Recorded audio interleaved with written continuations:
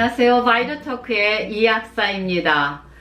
여러분이 실제적으로 병원에 가셨을 때 내가 처방전을 가지고 나는 그 처방전에 대한 내용을 내가 알고 있는가? 오늘 영상 끝까지 보시고 좋아요와 구독 눌러주시면 감사하겠습니다. 실제적으로 처방전을 가지고 약국에 들어오시는 분들 중에서 내가 어떤 약을 먹으며 이것이 나에게 어떤 역할을 하는지를 그렇게 잘 알고 계시지는 않는 것 같아요. 그래서 저는 세 가지만 이 처방전을 병원에서 가지고 왔을 때 내가 어떻게 하면은 내 건강과 또 다음번에 내가 또 아팠을 때 어떤 영향이 있는가 하는 것을 좀 설명드릴게요.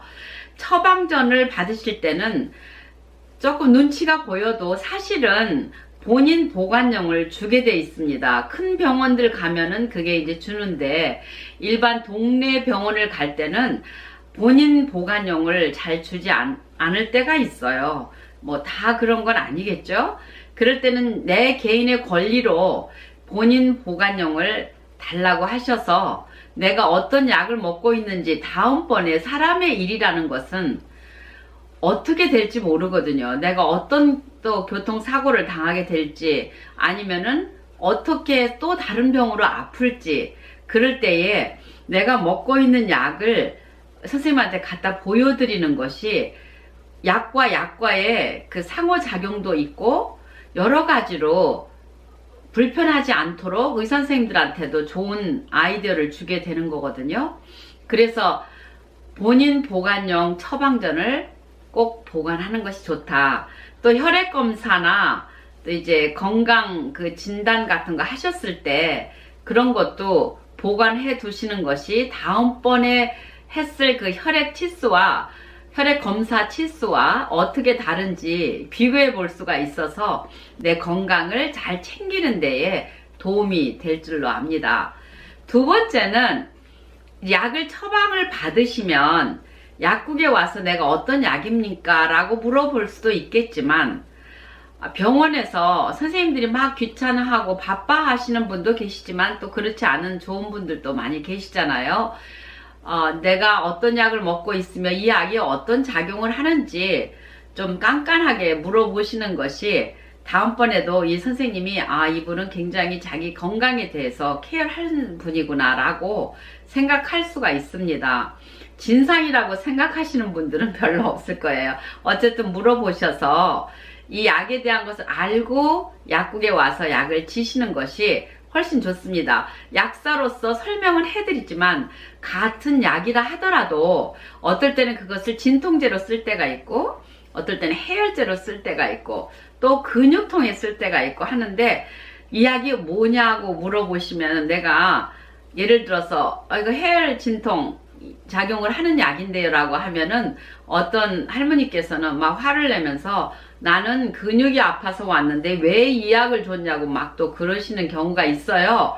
그래서 의사선생님하고 나하고 의견이 잘 안 맞으면 오히려 이 환자들은 불안해 하시거든요, 대개가. 그러니까 그럴 때는 저는 항상 선생님한테 가서 충분히 물어보시고 잘 모르시겠으면 전화로라도 꼭 확인하세요. 어떻게 진단을 하셔서 이 약이 나왔는지는 모르겠지만 이 약은 통상적으로 이렇게 쓰는 겁니다 라고 제너럴하게 일반적인 이야기밖에 해줄 수가 없어요. 그러니까 약을 선생님이 처방을 주시면 얼른 들고 그냥 약이 뭔지도 모르고 막 그냥 가지고 와서 처방전만 딱 내놓고 기다렸다가 약 주면 먹고 이러시거든요. 근데 그거는 조금 자기에 대한 내 몸속에 들어가는 약이잖아요. 그러니까 어떤 약이 들어가는지 또 이 약의 부작용은 없는 건지 깐깐하게 좀 알고 가셔야 건강에 부담이 없습니다. 왜냐하면 몸에 좋은 영양들을 가지고 나가는 전문약들이 좀 많이 있거든요. 그래서 다음번에 이제 비타민 B12 부족할 때도 말씀을 드리겠지만 처방전은 첫째 꼭 본인 보관용을 가져오시고 두 번째는 내가 이 약을 왜 먹는지 정도는 알고 오셔야 된다는 겁니다. 세 번째는 장기 처방을 받으실 경우 단기도 그렇지만 장기 처방을 수년간을 드시면서도 내가 무슨 약인지 약 이름을 모르시는 분들이 많아요. 내 몸속에 들어간 약에 대해서 정말 정확하게 무슨 약인지 약 이름 정도는 알고 계시는 것을 권합니다. 그래야 다음번에 내가 어떤 약을 먹을 때에도 이 약하고 어떤 관계가 있어서 내가 이 약을 또 올리는 건지, 약이 또 많이 보태지잖아요. 그럴 때 그냥 이 약은 나 평생 먹어야 된대요. 그러시는 분 있어요. 평생 먹어야 되는 약은 그렇게 흔하지 않습니다. 혈압약이나 당뇨약을 드실 때 이 약을 어떻게 하면 좀 끊을까 라고 계획을 세워서 끊으실 생각을 해야죠. 그냥 주는 대로 계속해서 몇 년이고 먹고, 나 이거 평생 먹은 약이에요. 그 어떤 표창장도 아니잖아요. 그리고 계급장도 아니잖아요. 약은 줄여가실수록 좋습니다. 그렇게 하기 위해서는 늘 드리는 비타민 치료가 반드시 필요합니다. 제가 지난번 영상에서도 쿠싱 때문에 고생을 했다고 했잖아요.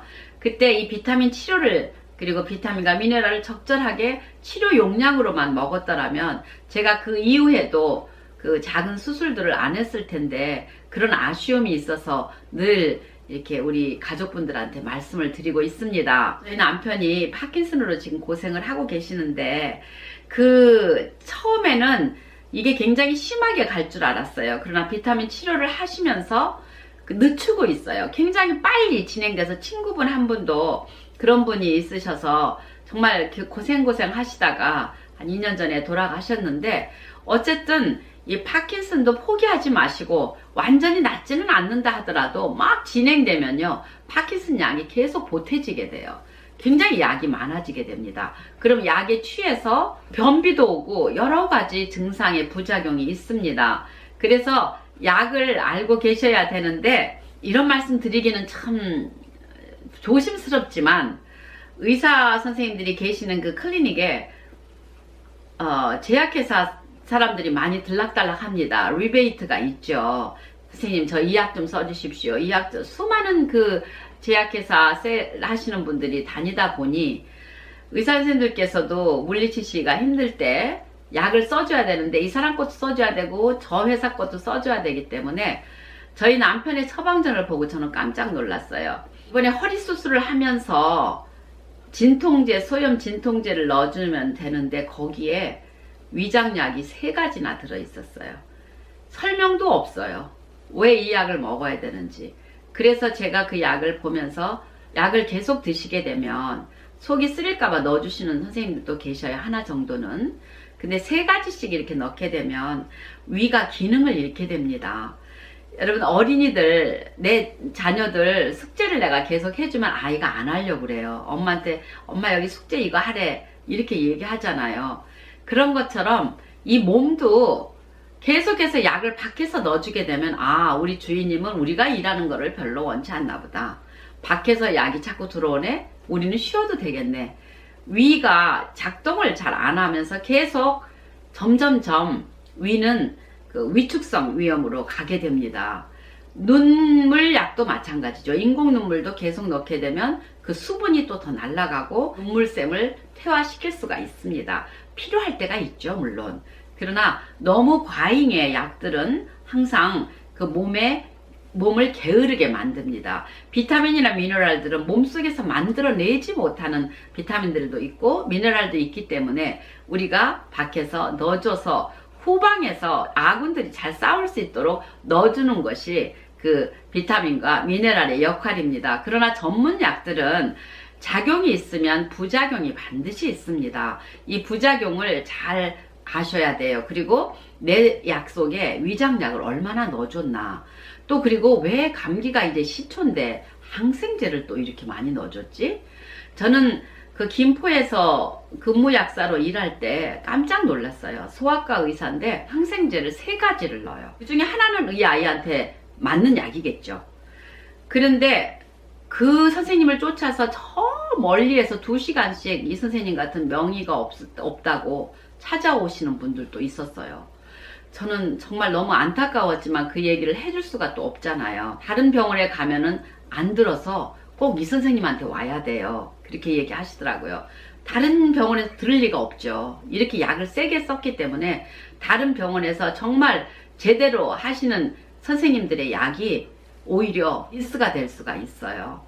그래서 항생제나 이런 약들이 얼마나 들어있나 이것을 체크하시는 거 굉장히 중요합니다. 감기는 앓고 나면 그만큼 면역력을 얻게 됩니다. 초유 한 방울이 귀하듯이 감기를 앓고 났을 때의 그 면역력은 정말 초유만큼 귀한 겁니다. 고난은 내게 유익이라. 아프셔야 돼. 아프고 나야 그 다음에 내가 건강을 알게 됩니다. 계속 앓고 누워있으라는 얘기가 아닌 건 아시죠? 무슨 의미인지 여러분들 캐치하셨을 거예요. 그래서 너무 많은 항생제나 또 위장약들이 너무 많이 들어있지는 않는가. 또 근육 정도가 좀 담이 걸려서 왔는데 너무나 근이완제에다가 소염 진통제에다가 이것저것 다 넣어서 너무 약을 많이 쓰시는 선생님들은 피하시는 게 좋습니다. 그리고 비타민 C는 항생제 역할도 하고 진통제 역할도 해줍니다. 그래서 충분히 들어주시면 나중에 이렇게 병원에 가서 또 약을 또 드셔야 되는 어려움을 겪지 않게 됩니다. 우리나라 건강보험이 잘 돼 있다고 하지만 사실은 그 보험이 되면서부터 환자들이 서너 배가 더 늘었다고 하잖아요. 감기까지 병원에 안 가도 될 환자들이 계속 가게 됨으로 인해서 감기약을 먹고 나면서 병이 점점 커진 거죠. 감기약을 먹고 나면 그만큼 내 몸에 있는 비타민이나 미네랄들을 소실하게 되니까 그 다음에 또 아픈 거예요. 또 아프고. 그래서 병원 약을 처방전 꼭 기억하시고 보관하세요. 그리고 두 번째는 내 약에 뭐가 어떻게 들어갔는지, 세 번째는 내 약의 이름 정도는 알고 계시는 것이 여러분들에게 도움이 됩니다.